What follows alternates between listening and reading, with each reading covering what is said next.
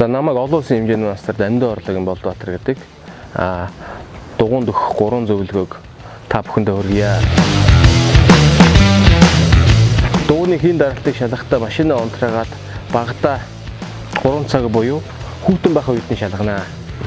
Дугуйны хийн даралтыг зориултын багаж хэрэгслээр шалгах хэрэгтэй.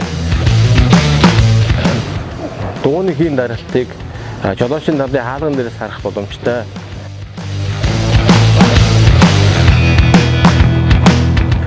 Монголын нөхцөлд оффроуд 70-80% дугуй маш ихээр хэрэглэгддэг. Тэгээ энэ дугуйн дээрээс би жишээ авъя.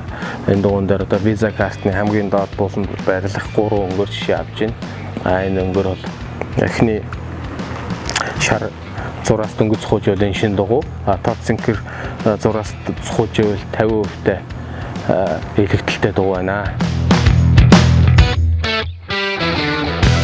За дугуйны ерөнхий байдлыг шалгахдаа бөөрөн дээр хавгинсан хэсэг, хэн дээр ямар нэгэн гадны хатуу бие зоогдсон хэсгийг шалгаж үзээрэй. Итгэл даах Купер.